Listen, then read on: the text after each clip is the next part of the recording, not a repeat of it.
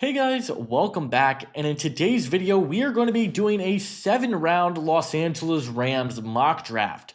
We've been doing one for each and every team, and we are now at the 26th team in the series. We are getting close to the end, but I think the Rams are one of the more underrated teams entering next season.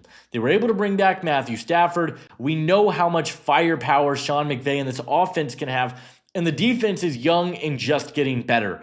I love the future of this Rams team, and there are some positions and players that I have my eye on that I think could be game changers in Los Angeles. Before we get into it, be sure to hit that like button, subscribe if you are new. Also, be sure to check out my Patreon page, which I will leave linked down in the description below. It's $5 a month, and you guys will get exclusive access to my in-depth draft guide and big board. It's got over 450 prospects. I've been updating all of the pro day numbers are being added onto it, player stats from the last season. It's one of the best resources on the market, and if you enjoy my NFL draft content, I highly recommend checking it out. Leave a like, and let's go ahead and kick this off for the LA Rams. So we're on the clock here at pick 26, and while I like some of the options on the board, Colston Loveland is available, Malachi Starks is available, I think adding more draft capital and trading back is probably the smarter option. I think corner is the biggest need for this Rams team, and I just think it's too early to take one at 26. But the Chicago Bears are willing to give us pick 39 and pick 72, so we add an extra third rounder and we get pick 39. So just getting more draft capital in the third round, I think, is well worth it. There's some players that I have my eye on that I think would be really good fits. We have capital to move up the board if we want to go get guys.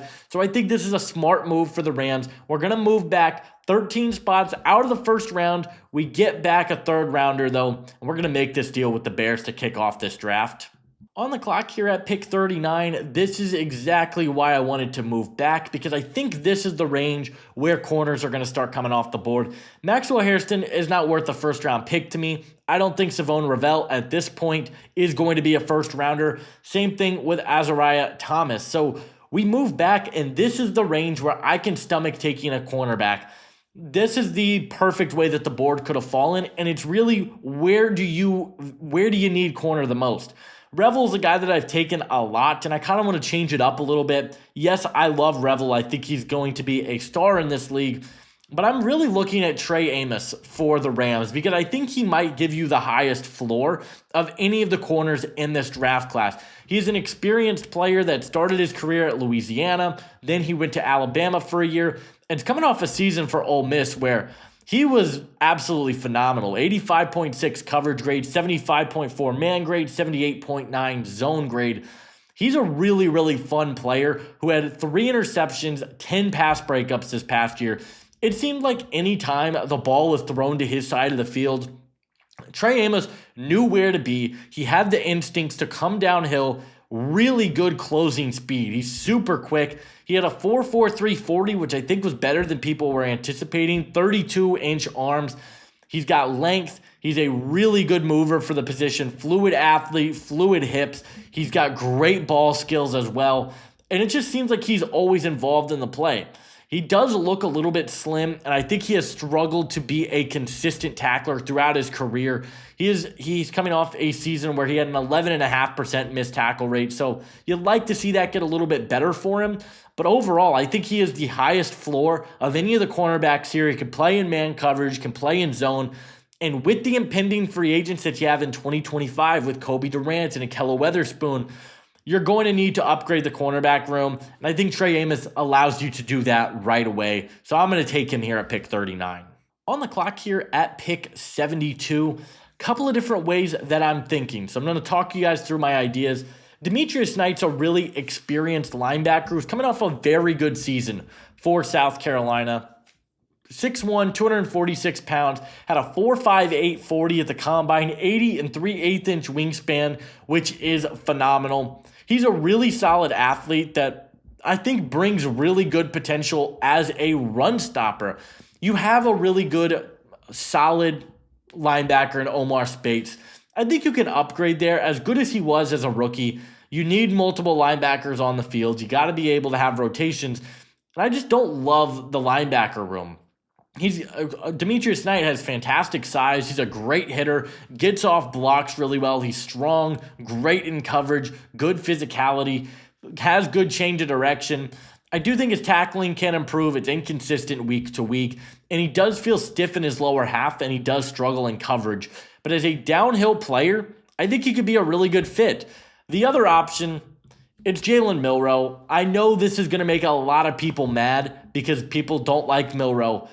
He's a good quarterback to develop, and he can't go to a better situation than the Rams to develop. He's a young quarterback with an absolute cannon of an arm, elite athleticism, and you're just not going to get a player like that on the board all that often. So I am probably going to lean Milroe. Quarterback is the more valued position. You've got Jimmy G for 1 year as the backup, which is fine. You brought him back for another year. Milroe has a higher ceiling, and I think he can be the long-term franchise quarterback. So while I know this is going to make a lot of people upset, I am going to take Jalen Milroe here at pick 72 because I think it's something that the Rams need to look in. You got to look post-Stafford, who's going to be the quarterback, and I think Milroe can be that guy. So I'm going to take him here at 72.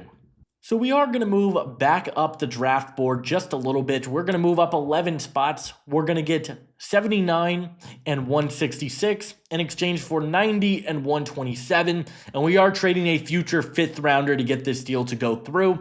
Demetrius Knight is still on the board, and I think he is a perfect complement to what you already have in this linebacker room. So we're going to make this trade with the Houston Texans, and we're just going to go ahead and take Demetrius Knight. We talked about him already, how good of a linebacker he is with his athleticism, his range. I think he gives you a high floor as a run defender, and he's a very experienced player. Started his collegiate career at Georgia Tech, played at Charlotte in 2023, and he's coming off a phenomenal season for South Carolina. I think he's a really, really good player and a guy that could be a plug-and-play starter for you right away. So I'm going to take Demetrius Knight.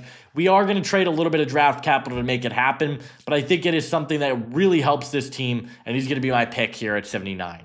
Here at pick 101, we're going to make another trade down. Buffalo is willing to move up, so we are going to trade them pick 101. We're going to get back pick 109 and 177. Just adding some more draft capital in the later rounds to try and plug some more holes. I think this is a great trade. We're not out of range for some of the guys that I want. I'm going to make this deal with Buffalo. On the clock here at 109, I saw this player on the board and I was like, immediately I'm taking him. And it's Ashton Gillotte out of Louisville. Haven't taken him a ton in this series, but I think he's a really good fit for the Rams. Now, I know a lot of Rams fans are going to look at this and say, well, we have Byron Young and we have Jared Verse. We don't need another edge rusher. I think you could upgrade that room. I've seen edge mocked a lot to them in the first round. I don't think you need to do that, but I think Ashton Gillotte is another body that has a power profile very similar to Jared Verse. But the big kicker for me is how he tested at his pro day. This is a guy that on tape, you don't see a lot of athletic juice. He ran a 4.63 at his pro day. That's a number that I did not expect to see from him. And he's a really fun player. He's got good size. He's 6'2", 264. Can play inside and out. Very versatile player for that Louisville defensive front. Incredible bull rush. Has the ability to just barrel over players. He is explosive off the line of scrimmage. He's very reliant on his power. Doesn't have a lot of finesse moves. Doesn't have great bend. But I think as another body in the edge room, he could be a good piece. He's such a good power rusher, good run defender as well. He's been very consistent there, and he's been one of the highest graded edge defenders for PFF over the last couple of years. Had a 20.9% pass rush win rate this past year, 41 hurries, over almost 60 pressures for the second consecutive season. I love his traits, and in the 4th round, I think there's a perfect range to go out and get him. So he's going to be my pick here at 109, and I love the way this board is coming on for the Rams. On the clock here at 166, I'm going to go with an offensive lineman. You've got one more year left on Rob Havenstein's contract. You were able to bring back Alaric Jackson. I like the way the interior has come together with Steve Avila and Bo Limmer. Shout out my guy, Bo Limmer. But I do think they can look to improve, get a good swing tackle in there, because if you look at the offensive line depth, it's not very good, and I think going out and getting a player is a big deal. So Jalen Rivers from Miami, player I don't know if I've mocked in a single video. I'm gonna make him my selection here. Played left tackle this past year for Miami, and is a really interesting player. 6'6", 319 pounds, 35-inch arms, which is phenomenal size. I think he has good size, great length, and is a solid athlete. I know his testing numbers didn't showcase that, ran a 5.29. I think he's a good run blocker and a guy that I think can play not just tackle at the next level, but I think he can be a good guard. He is going to need to improve his mechanics. I think he does have the tendency to lunge, has sloppy handwork at times, footwork can be up and down. But here in the 5th round, if you can get a guy that maybe can be your next starting right tackle or can be a plug-and-play guard if you have injuries, I think it's worth the gamble because they don't have a lot of bodies on the offensive line outside of their starters right now. So I'm going to take Jalen Rivers. I think he's a good fit for this team, can run block really well, and we know how much the Rams have really leaned in to run over the last couple of seasons. And I think it's a really solid move for them. So only allowed 9 pressures this past season for Miami as well.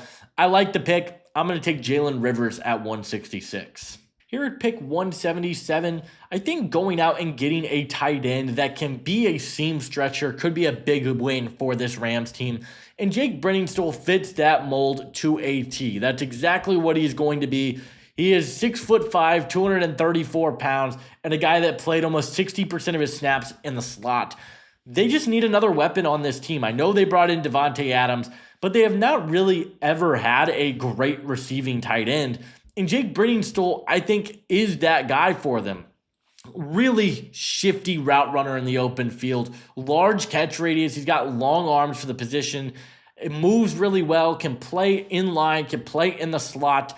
He's not great after the catch, but he knows how to get open at a very high rate. Great hands. Consistent route runner. And a guy that could just be another weapon for Sean McVay to utilize. So I'm going to take Jake Brenningstool here. I think he's a great fit for this team and will be a home run for the Rams offense. Here at pick 190, I'm going to go double dip in the cornerback room. We mentioned the impending free agents that this team has. I think they can continue to upgrade in the secondary, continue to add young pieces. We saw them do it with the defensive line. I'm going to go get another guy that I think could be a really fun player, and that's going to be Bilal Kone out of Western Michigan. I absolutely love his game. I have a 4th round grade on him. He is borderline a top 20 corner in the class for me. Ran a 4.43 at his combine. Former Indiana State corners, played at Western Michigan the last 2 years. And he's got some serious jets. Great long speed, can fly on the defensive side of the football. Really good in press man coverage, has great fluid hips, can move really well. I do think in zone coverage, he freezes a little bit. His instincts aren't amazing. And I do think he's going to have to improve his tackling. But at 190, if you can get a starting corner at 190, this is incredible value. Don't pay attention to where he's at on the board. He's out at 272. This is a guy that could sneak into my top 150 when it's all said and done because I really love his game. Think he can play on the boundary. I think he can play on the slot. Has been very productive over the past couple of seasons for Western Michigan. So he's going to be my pick here for the Rams. I love his fit, love his game, and I love this player for them at 190. Just like we double dipped at corner, I'm going to double dip on the offensive line as well, and I'm going to take Connor Colby out of Iowa. Not a player that I am infatuated with, but at 195, I think the value is too good to pass on. He has some flexibility, really good size to play not just guard, but tackle. And if you look again at the depth chart, they really don't have any backup options that you would feel amazing about. They brought in Coleman Shelton as a backup center, which I liked, but they don't have a lot of depth. Kevin Dotson goes down. They don't have anybody. I think Connor Colby can be a plug-and-play player. He was a guy that I thought had a chance to come out last year. He didn't end up doing so. Went back to school for Iowa and had a productive season for the Hawkeyes. Really solid athlete. Maybe not the most explosive player, but he does bring some impact in the run game. He's a solid overall pass blocker and a good depth offensive lineman to have. So he's going to be my pick for the Rams at 195. So we've got back-to-back picks here at 201 and 202. And I'm going to go with the receiver for my first pick. I think this team could go get a big-bodied, possession, physical jump ball receiver. I don't know that they have that guy. Like, I know you've got Puka Nacua, who's a slot. You got a great route runner in Devontae Adams. Do you have a guy that you can just throw it up to and he'll go get it? I know Puka can do a little bit of that, but I like Will Shepherd from Colorado a lot. A physical freak at the wide receiver position. He's 6'2", 198, 78 and an 1/8-inch wingspan, long arms for the position, and he goes up and gets it. Really good contested catch receiver, a guy that can win the 50-50 balls, had 11 contested catches this past season. I know this is a deep wide receiver room. You got Jordan Whittington, you brought back Tutu Atwell. I get it. I think Will Shepherd is a player that is worth taking a gamble on in the 6th round and a guy that could be a long-term starter in the league. So he's going to be my first pick here at 201. And then at pick 202, I'm actually going to take a safety. Now, I know Sebastian Castro, Malachi Moore, they're on the board. I just don't think it's realistic that they will be. But Dan Jackson out of Georgia, I do think it's realistic that he will be on the board. He is a really interesting player. 6 foot, 194 pounds, a guy who ran a 4.45 at his pro day. A shame that he got snubbed from the NFL draft combine. He's got versatility. He played over the top, he played in the slot, played all over the Georgia defensive backfield, and he showed physicality as a tackler. He showed a willingness to defend the run, and I loved what he did. His ball skills and production haven't been incredible. He's a good, not great athlete. I don't know that he has the highest ceiling in the world. But I do think he has a high floor as a safety. Cam Curl's on a 1-year deal, or he's got 1 year left on his deal, I should say. So you might look to upgrade that position. You've got Cam Kinchins, who I thought was awesome, but I like Dan Jackson as that versatile defensive back that can really help this team. So he's going to be my final pick here at 202.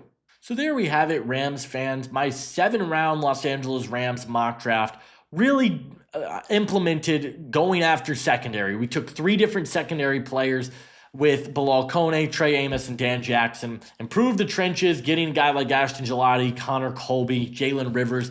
And I think we just improved and added depth pieces. This is a really good Rams roster that I think is a sneaky contender for the Super Bowl yet again next year. And I love the way this turned out. Would love to hear from you guys down in the comments. Do you like it? Do you not? Leave a like, subscribe if you are new, and I'll see you guys in the next video. Adios.